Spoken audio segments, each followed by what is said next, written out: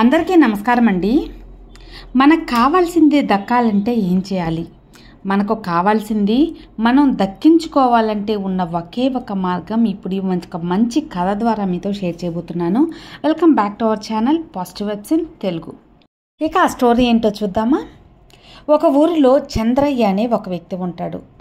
అతనికి ఇల్లు వాకిలి అని చెప్పి తన ఊరిలో అన్ని వసతులు ఉన్నాయి. కానీ జీవనోపాధి కోసం తను ఒక వుడ్ వర్క్లో చేరతాడనమాట. ఒక వ్యక్తి దగ్గర చెక్కల పని, కొయ్యల పని దగ్గర చేరతాడు. ఆ వచ్చిన డబ్బులతో తన భార్యను పోషిస్తూ ఉంటాడు. చంద్రయ్యకి చాలా రోజులు అయ్యింది పెళ్ళయ్యి, కానీ ఇంకా పిల్లలు లేదు. ఎవరైనా సరే, కూలి చేసుకునేవాడైనా నాలి చేసుకునేవాడైనా సరే, తన భవిష్యత్తు కోసం కలలు కనాలి అంటే తనకు ఒక బిడ్డ కావాలని ఆశపడటంలో తప్పులేదు కదా. అలాగే చంద్రయ్య కూడా ఆశపడ్డాడు. కానీ ఎన్నో రోజులు పెళ్ళయ్యి కానీ పిల్లలు కలగలేదు. ఎన్నో పూజలు వ్రతాలు చేసిన తర్వాత ఒకే ఒక కొడుకు పుడతాడు చంద్రయ్యకి. ఆ కొడుకు పేరు గోపి అని పెడతాడు మన చంద్రయ్య పేరు. వీళ్ళు చాలా రోజుల తర్వాత పిల్లలు పుట్టడంతో వీళ్ళకి ఆల్రెడీ వచ్చి కొద్దిగా వయసు అనేది అయిపోతుంది అనమాట. అంటే బాగా వయసు అయ్యాక ఆ కొడుకు పుడతాడనమాట. కొడుకుని అల్లారు ముద్దుగా పెంచుతూ ఉంటాడు. వయసు మీద పడిపోయి పిల్లలు పుట్టడం వల్ల, అంటే వయసు అయ్యాక పిల్లలు పుట్టడం వల్ల గోపి 15 సంవత్సరాల వయసు రాగానే మన చంద్రయ్య మంచాన పడతాడనమాట.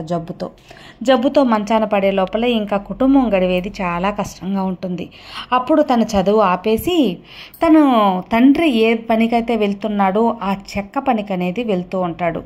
చెక్క పనికి అనేది వెళ్ళి ఇంకా అలవాటు లేని పని ఎంతో కష్టంతో చేస్తూ ఉంటాడు గోపి. అయినా కానీ తనకు కష్టం అనిపించినా ఇంకా జీవనోపాధి కోసం ఏం చెయ్యాలి అని ఏం తెలియకుండా ఆ పనినే కంటిన్యూ చేస్తూ ఉంటాడు గోపి. తనకు మొదట్లో పని రాకపోయినా కానీ పట్టుదలతో నేర్చుకుని అక్కడే ఆ యజమాని దగ్గర మంచి పేరు సంపాదించి కొద్దిగా జీతం అనేది పెంచుకుంటూ వస్తూ ఉంటాడు. ఇలా ఉండగా ఆ రాజ్యాన్ని పరిపాలించే రాజుకి ఒక ఆశ అనేది ఉంటుంది. ఏంటి అంటే, ఈ రాజ్యంలో ఎవరైనా సరే ఒక టీ తాగుతారు కదా, టీ కప్పులు అనేవి మంచి వెరైటీగా ఎవరైతే తయారు చేస్తారో, మంచి డిఫరెంట్గా ఎవరైతే తయారు చేస్తారో వాళ్ళకి మంచి బహుమతి అనేది ఇస్తాను. ఏదైనా సరే మంచిగా తనకి కావాల్సిన వసతులన్నీ ఏర్పరిచి తను కలకాలం జీవించేందుకు ఒక ఉపాధి అనేది కల్పిస్తాను. అంటే వాళ్ళకి తిండికి బట్టకి దేనికి లోటు లేకుండా జీవనానికి అదనేది కల్పిస్తాను. కాబట్టి అలాంటి కళ ఎవరి దగ్గర ఉంది? అది ఎలాంటిదైనా సరే ఒక మామూలుగా మనకు దొరికే న్యాచురల్ వస్తువుల్లో, ప్రకృతికి సంబంధించిన వస్తువుల్లో ఒక టీ కప్ అనేది తయారు చేయాలి అని చెప్పి దండోరా అనేది వేపిస్తాడనమాట. ఆ ఊరిలో ఉన్న చాలామంది ఏదో ఒక డిఫరెంట్గా తయారు చేస్తూ ఉంటారు. ఒక్కొక్కరు రాళ్ళతో చేస్తారు, ఒక్కొక్కరు మట్టితో చేస్తారు, ఒక్కొక్కరు ఇసుకతో తయారు చేస్తూ ఉంటాడు. డిఫరెంట్గా ఎలాగోలాగో చాలా డిఫరెంట్గా అనేది తయారు చేయటానికి ఆ ఊరిలో ఉన్న వాళ్ళందరూ కూడా వాళ్ళకు వచ్చిన కళతో ప్రయత్నిస్తూ ఉంటాడు. కానీ టీ కప్ అనేది ఎవరి కళ కూడా అంత సాటిస్ఫాక్షన్ అనేది ఇవ్వదన్నమాట రాజుకి. అన్నీ చూస్తూ ఉంటాడు, అలాగే ఉంటాడనమాట. ఆ ఊర్లో అందరూ రకరకాలుగా ప్రయత్నిస్తూ ఉండగా ఈ గోపి యజమాని కూడా ఆ చెక్క వ్యాపారం చేసే అతను కదా, ఆ చెక్కలతో కూడా అతను కూడా ఒక కప్పు అనేది తయారు చేయాలని చేస్తూ ఉంటాడు. అది సరిగ్గా రాదు. అది కూడా రాజు అనేది రిజెక్ట్ చేస్తాడు. ఒకరోజు గోపి ఆ యజమాని దగ్గరికి వెళ్ళి, అయ్యా నేను తయారు చేస్తాను, నాకు అవసరం లేని ఏదైనా సరే, మీకు అవసరం లేని ఏదైనా చెక్కలు అనేది నాకు ఇస్తారా అంటాడు. అందరూ తయారు చేస్తున్నారు, ఎవరిది రాజుకు నచ్చటం లేదు, నువ్వేం చేయగలవు, నువ్వు కొత్తగా వచ్చాడు కాబట్టి నీకు ఏం తెలియదు పో అంటాడు. అలాగా ప్రతిరోజు అడుగుతూనే ఉంటాడు. ఆ యజమాని మాత్రం అవసరం లేని ఏ కొయ్యలు అనేది ఇవ్వడన్నమాట. కానీ అతను ప్రతిరోజు అడుగుతూ ఉండగా ఇంకా యజమానికి విసుకొచ్చి, సరేరా గోపి, మన గొడవ వెనకాల కొన్ని కొయ్యలు, కట్ చేసిన చెక్కలు అవన్నీ ఉన్నాయి, నీకు ఏదైనా అవసరం అవుతాయేమో, నువ్వు తీసుకోపో, నువ్వు ఏదైనా చేయగలిగితే చేసుకోపో అని చెప్పి ఇంకా గోపి పోడు వినలేక యజమాని పర్మిషన్ అనేది ఇచ్చేస్తాడు. అలా గొడవను వెనకాల వెళ్ళిన గోపి అలా చూస్తాడనమాట. చాలా కొయ్యలు కట్ చేసి పడేసి ఉంటాయి, చాలా ఉంటాయి. వాటిల్లో ఇంతకుముందు పనిచేసి వాళ్ళకి ఉన్న ఒక లేత బ్యాంబూ చెట్లు వచ్చి ఆ కొయ్యలు అనేవి పనికిరానివి కొయ్యలు ఉంటాయి. అవి లేత బ్యాంబూ అన్నమాట. ఇవి ఉంటాయి కదా, వెదురుకు సంబంధించిన ఆ కొయ్యలు అనేవి ఉంటాయి. వాటితో వచ్చి అందమైన టీ కప్ అనేది 2 తయారు చేస్తాడు గోపి.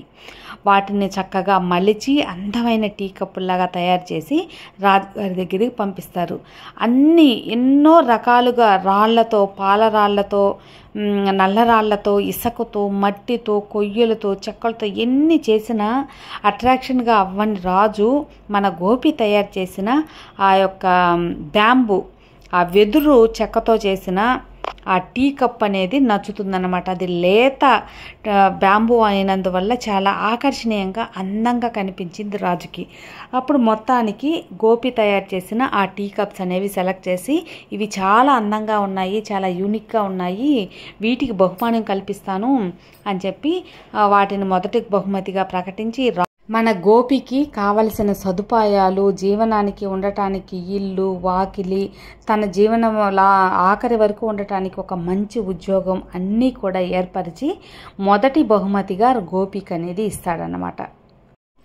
ఈ కథ ద్వారా మనకు తెలిసింది ఏంటి అంటే ఫ్రెండ్స్, ఈ కథ మూలంగా మనం ఒక సందేశం అనేది నేర్చుకోవాలి. అది ఏంటి అంటే, ఎప్పుడు కూడా మనకు వచ్చిన అవకాశాన్ని వదులుకోకూడదు, అవకాశాన్ని వదులుకోకుండా ప్రయత్నించాలి. కాబట్టి మనం అనుకున్నది సాధించాలంటే మనం ప్రయత్నంతో పాటు, మనం ఏదైతే ప్రయత్నిస్తామో దాంతోపాటు మనకు వచ్చిన అవకాశాన్ని కూడా అసలు వదులుకోకూడదు. ఎందువల్లంటే మనకు అవకాశం అనేది అరుదుగా వస్తుంది. ఆ అవకాశాన్ని మన ప్రయత్నం అనేది జోడించామంటే మనకు కావాల్సింది దక్కుతుంది. కాబట్టి మనకు వచ్చిన అవకాశాన్ని వదులుకోకుండా, అదే ఒక భగవంతుడిచ్చిన ఒక ఛాన్స్ అని చెప్పి మనం తీసుకొని దాన్ని ప్రయత్నించి అందులో విజయం అనేది సాధిస్తే మనం జీవితానికి కావాల్సింది ఏదైతే లక్ష్యాన్ని చేరుకోవాలో తప్పకుండా చేరుకోగలుగుతాం అన్నమాట.